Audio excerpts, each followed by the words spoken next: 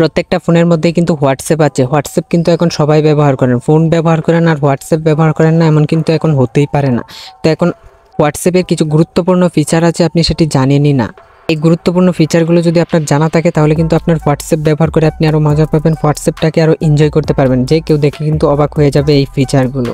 তো কী সেই ফিচার, আজকে হোয়াটসঅ্যাপের গুরুত্বপূর্ণ 3টা ফিচার আপনাদেরকে দেখাবো। তো চলুন আমরা ভিডিওর মূল কাজে চলে যাই, ভিডিওটা শুরু করা যাক। তো আমি ভিডিওর মূল কাজে চলে আসলাম। এখন এই ফিচারগুলো আপনাদেরকে দেখানোর জন্য প্রথমে আমি হোয়াটসঅ্যাপে চলে আসলাম। এখানে আমার একটা অ্যাকাউন্ট লগ ইন দেওয়া আছে।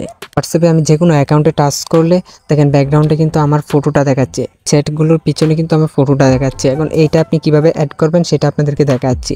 এইটা অ্যাড করার জন্য হোয়াটসঅ্যাপে আসার সাথে সাথে উপরের কর্নারে 3 ডট অপশনে টাচ করবেন, তারপরে এখান থেকে সেটিংস অপশনটাতে টাচ করবেন। সেটিংস অপশনটাতে টাচ করে দেওয়ার পরে এখান থেকে চ্যাট অপশনটাতে টাচ করে দিবেন। চ্যাট অপশনটাতে টাচ করে দেওয়ার পরে এখান থেকে ডিফল্ট চ্যাট থিম এই অপশনটাতে টাচ করবেন। এই অপশনটাতে টাচ করে দেওয়ার পরে এখান থেকে নিচে পাবেন ওয়ালপেপার, এই ওয়ালপেপার অপশনটাতে টাচ করবেন। উপর থেকে চয়েস ফ্রম গ্যালারি এই অপশনটাতে টাচ করে এখান থেকে আপনার গ্যালারি থেকে আপনি যে কোনো একটা ফটো সিলেক্ট করবেন। তো আমি একটা ফটো সিলেক্ট করে দিলাম।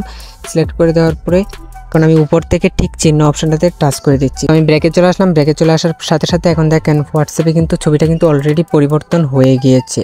তো আশা করি প্রথম সেটিংসটা বুঝতে পেরেছেন। এখন দ্বিতীয় সেটিংসটার জন্য আপনি আবারও এখান থেকে 3 ডট অপশনটাতে টাচ করবেন। 3 ডট অপশনটাতে টাচ করে দেওয়ার পরে এখান থেকে আবারও সেটিংসে টাচ করবেন। এখান থেকে আবারও চ্যাট অপশনটাতে টাচ করে দেবেন। চ্যাট অপশনটাতে টাচ করে দেওয়ার পরে একদম নিচের দিকে দেখেন রয়েছে চ্যাট ট্রান্সফার, এখান থেকে চ্যাট ট্রান্সফার অপশনটাতে টাচ করবেন। তারপরে এখান থেকে স্টার্ট অপশনটাতে টাচ করে দিবেন।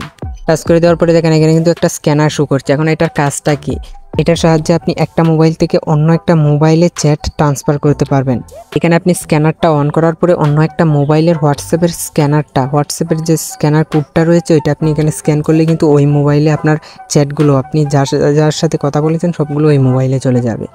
তো এখন ওই মোবাইল থেকে আপনি স্ক্যানারটা কিভাবে বের করবেন, স্ক্যানার কোডটা কিউআর কোডটা আপনি কিভাবে বের করবেন, এটার জন্য আপনি যেই মোবাইলের চ্যাটগুলো ট্রান্সফার করতে চান ওই মোবাইল থেকে 3 ডটে টাচ করবেন, তারপরে সেটিংসে টাচ করবেন। তারপরে এখান থেকে নামের পাশে দেখতে পারবেন কিউআর কোডের মতো একটা অপশন দেখাচ্ছে, এটাতে আপনি টাচ করে দেবেন। টাচ করে দেওয়ার পরে কিন্তু এখানে কিউআর কোডটা শো করবে। এই কিউআর কোডটা স্ক্যান করবেন এই মোবাইলের ডাটাগুলো ওই মোবাইলে চলে যাবে।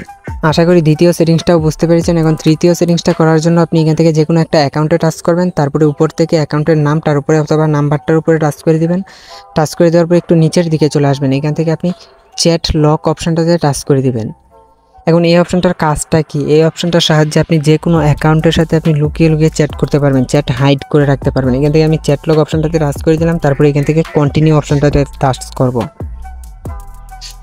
এখান থেকে আপনার ফিঙ্গারপ্রিন্ট অথবা মোবাইলের লক অথবা ফেস লকটা দিয়ে দিবেন। দিয়ে দেওয়ার সাথে সাথে চ্যাট লকটা কিন্তু অলরেডি ওপেন হয়ে গিয়েছে।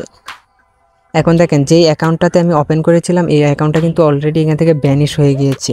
এখন এই অ্যাকাউন্টটাকে কীভাবে খুঁজে বের করবেন, অ্যাকাউন্টটাকে খুঁজে বের করার জন্য আপনি স্টেপে আসার পরে একটু উপরের দিকে দেখতে পারবেন, নিচের দিকে একটু স্ক্রল করলে দেখতে পারবেন। এই দিকে আপনি যখন স্ক্রল করবেন তখন কিন্তু এখানে দেখতে পারবেন লকড চ্যাট।